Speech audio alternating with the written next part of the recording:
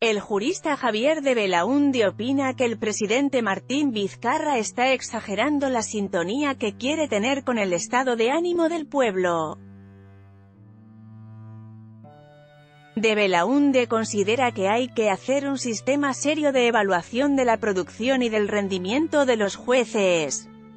Foto, Juan Ponce, El Comercio, Archivo El Comercio Jaime de Althaus 30 de julio de 2018, 9:30 de la mañana. En esta entrevista, el ex integrante de la CERIAJUS Javier de Belaúnde analiza el mensaje a la nación del presidente Martín Vizcarra, con especial énfasis en las iniciativas relacionadas a la reforma del sistema de justicia. Tu opinión acerca de las propuestas del presidente en el mensaje al Congreso. El mensaje presidencial es un hito, ha sentado bases importantes. Siendo intérprete de la indignación ciudadana, el presidente busca apoyo en el pueblo, llamando a la convergencia de ciudadanos, poderes públicos y de los diversos sectores para emprender la reforma judicial y política. Ha resaltado que la corrupción, redes articuladas al interior del sistema de justicia, intereses políticos y económicos, no fueron detectados ni por los órganos de control del Poder Judicial ni del Ministerio Público ni menos por el CNM. Ha delimitado bien lo que en la reforma judicial puede ser iniciativa del Poder Ejecutivo, muy destacable abordar al perverso litigante, la ONP, lo que requiere del Poder Legislativo y lo que necesita reforma constitucional. Es fundamental el anuncio de que se someta a referéndum la reforma constitucional del Consejo Nacional de la Magistratura, sustituyendo el sistema de representación de consejeros por un concurso público. Anunció una disposición transitoria que es de la mayor importancia, un mecanismo de revisión de nombramientos y ratificaciones hechos por el CNM destituido recientemente, para limpiar los malos nombramientos. El anuncio de referéndum es en realidad un jaque al Congreso, quien tendrá que pronunciarse sobre la reforma constitucional. Pero incluir en el referéndum la no reelección de los congresistas, ¿no es un desafío innecesario al Congreso? ¿No sería contraproducente, fuera de ser un error, porque nunca consolidaríamos una clase política? Lo del Senado me parece positivo, pero la no reelección de congresistas me parece efectivamente un desafío innecesario al Congreso. Está exagerando la sintonía que quiere tener con el estado de ánimo del pueblo. Los estados de ánimo no pueden guiar a un estadista, además es un error. Los grandes parlamentarios de antaño han sido reelegidos porque el pueblo lo quería así, es la manera de consolidar políticos y no alentar aventureros. La no reelección de alcaldes o gobernadores regionales no es un buen ejemplo. Un error no puede inspirar otro error.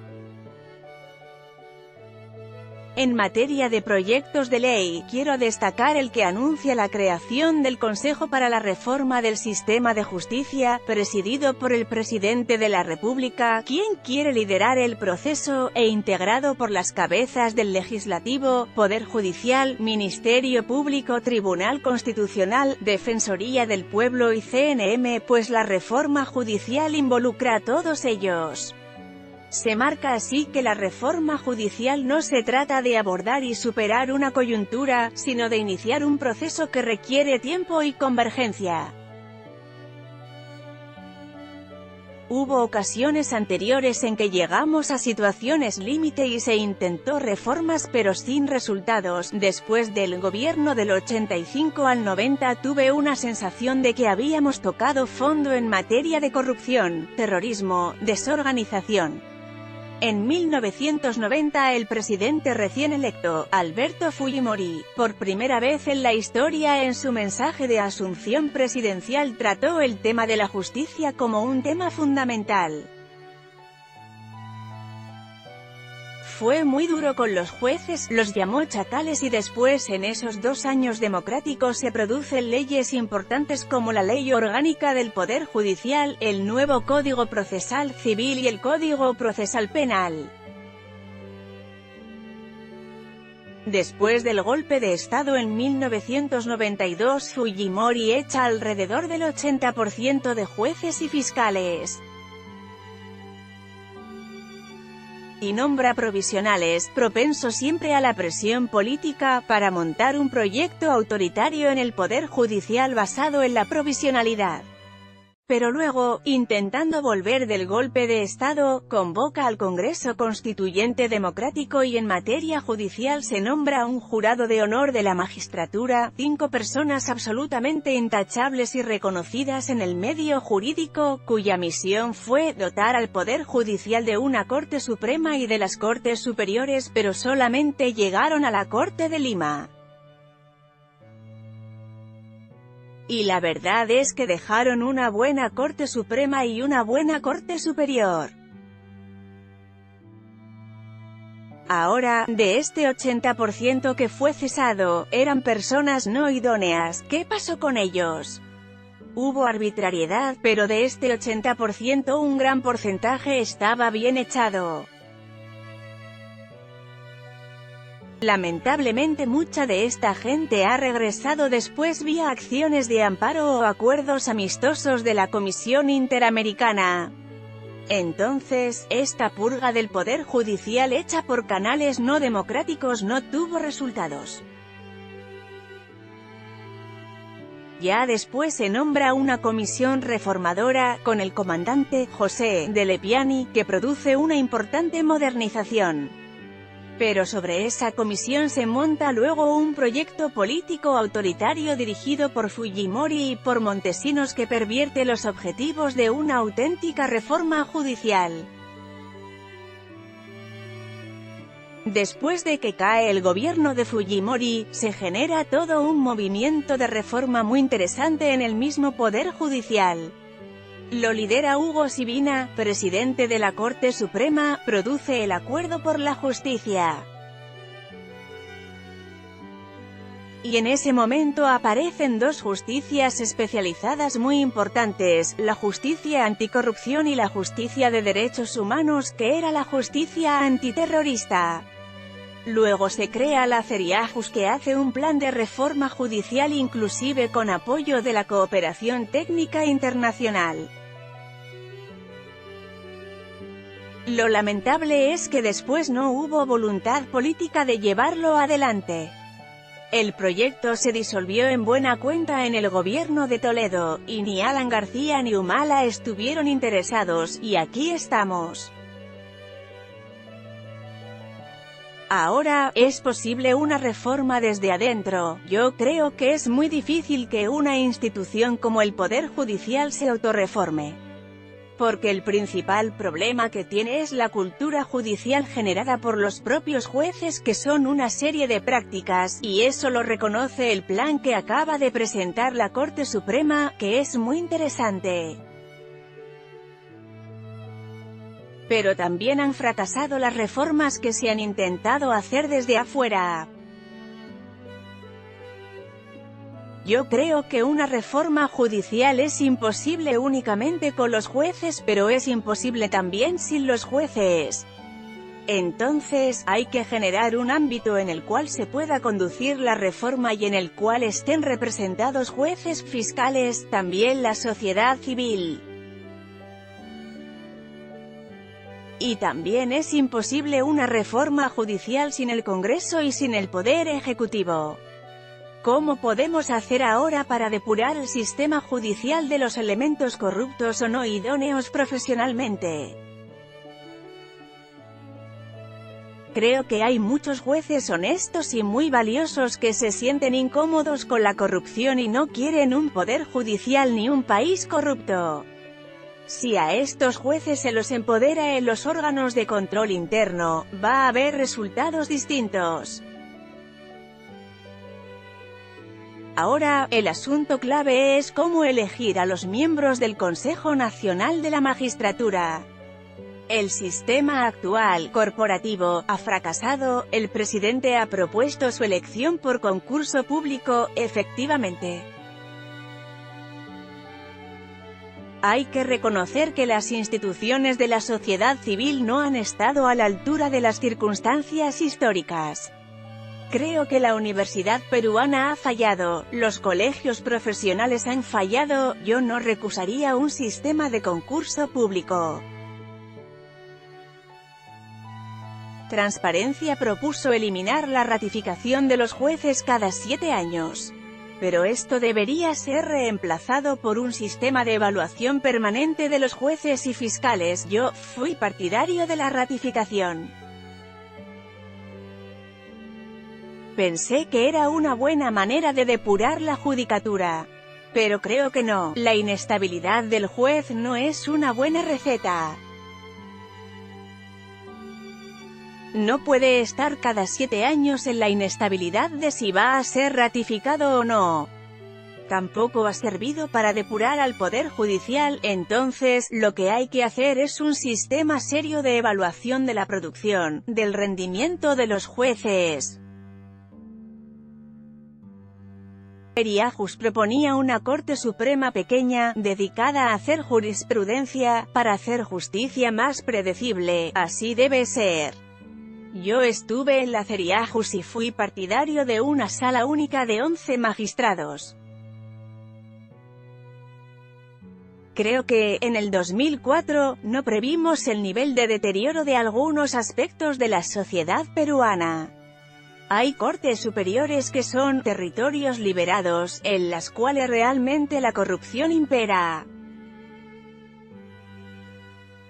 Por eso, una Corte Suprema más pequeña dedicada realmente a generar jurisprudencia importante, tiene que venir acompañada de una reforma muy importante en las Cortes Superiores. Me parece terrible que determinadas Cortes Superiores queden como última instancia y no haya garantía de subir a la Suprema. Eso significa eventualmente cambiar a muchos jueces superiores. Y si vamos a una Corte Suprema pequeña de alto valor, habría que nombrar nuevos jueces supremos. Si el nuevo CNM va a referéndum, ya no habría que esperar hasta mayo o junio del próximo año. Debo decir que hay magistrados en la Corte Suprema actual de muy buen nivel, de mucha honestidad. Pero la gente no idónea de la Corte Suprema tiene que irse. Tiene que haber algún mecanismo eficaz para que se vayan. Esta es una oportunidad para diseñar un sistema de control mucho más eficaz. Y hay que crear condiciones para la denuncia. Hoy día muchas veces se denuncia a un magistrado por conducta indebida y no pasa nada. La OCMA debería poder hacer inteligencia en las Cortes Superiores para descubrir vinculaciones con mafias. El presidente ha propuesto crear una Autoridad Nacional de Integridad y Control en el Poder Judicial y el Ministerio Público con apoyo de una policía especializada. Buscaría reemplazar a la OCMA, que no ha dado resultados. Si tú vas un día al local de Alzamora, al local de Abancay, y te pasas allí una mañana conversando con los litigantes, tú sacas una idea de qué juez es honesto y cuál no, qué juez es competente o de morón. Con un apoyo de cierta inteligencia se sabría qué cosas están pasando. De hecho, el Poder Judicial acaba de proponer en su plan la creación de una Oficina de Investigaciones Especiales para indagar casos graves y en especial redes de corrupción. También propone la gestión de riesgo, a fin de prevenir la corrupción, a partir de normas internacionales ISO. Que el Poder Judicial plantee algo así, me parece notable. No deberíamos aspirar a que juristas de primer nivel ingresen a la Corte Suprema, sin duda. No quiere decir esto que no haya juristas de primer nivel en la Corte Suprema, muchos de ellos inclusive son provisionales, pero creo que evidentemente la judicatura debería ser un lugar atractivo para la gente más competente. Se ha mejorado la remuneración, pero lo que no ha mejorado son las condiciones de trabajo. Es decir, que un Supremo tenga que salir a las 2 de la tarde con 7 expedientes para estudiar para mañana, es un disparate. Es un tema de descarga procesal, de adecuados asistentes, y de que vea pocos casos y resuelva los casos, no devuelva. Ahora, el tema de los abogados es otro componente importantísimo. Hace unos años Beatriz Boza coordinó un código de buenas prácticas, un pacto antisoborno, pero al final ningún estudio lo firmó. No es exacto que ningún estudio quiso firmarlo. Hay pocos que sí lo firmaron. Lo interesante fue que al final este proyecto se convirtió en el código de ética del Colegio de Abogados. No es un problema de falta de normas. A los colegios de abogados hay que reclamarles que su función no es la de sociedades de socorros mutuos, sino controlar la ética de la profesión. El abogado no puede ser un intermediario de corrupción. La idea de que en Lima pudiera haber más de un colegio de abogados que compitan entre sí en nivel de exigencias para dar licencias, etc., y donde sea prestigioso pertenecer a tal o cual colegio, podría ser. Bueno, en este momento hay el Colegio de Abogados del Cono Norte, que no ha sido creado por ley, es una asociación civil. El único colegio de abogados creado por ley es el Colegio de Abogados de Lima. Pero es un monopolio, es decir, tú tienes que estar colegiado allí, sí, es un monopolio. Creo que si hay varias instituciones que se dedican, digamos, a vigilar la práctica profesional, sin duda sería una cosa muy positiva. Quiero ver a todos los abogados de Lima detrás de esta idea, sería buenísimo. En cuanto a la formación de los jueces, las facultades de Derecho son muy malas y la Academia de la Magistratura solo capacita jueces. Se sigue privilegiando la enseñanza de códigos, la transmisión de información y no la enseñanza de habilidades de razonamiento, salvo en algunas universidades. Es grave pensar que de ahí van a salir los futuros jueces. Sobre el tema de la Academia de la Magistratura, hay que pensarla como un engranaje de ingreso a la judicatura vía la Academia de la Magistratura.